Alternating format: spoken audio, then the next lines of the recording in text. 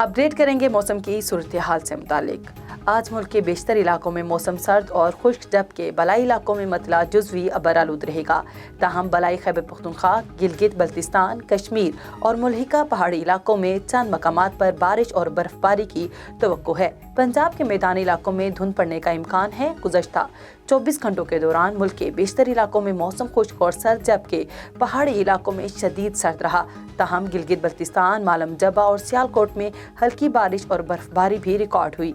सबसे ज़्यादा बारिश गिलगित बल्तिस्तान, बगरोट 3, स्कर्दू 1, खैबर पख्तूनख्वा, मालम जबा 2, पंजाब और सियालकोट में 1 मिलीमीटर बारिश रिकॉर्ड की गई।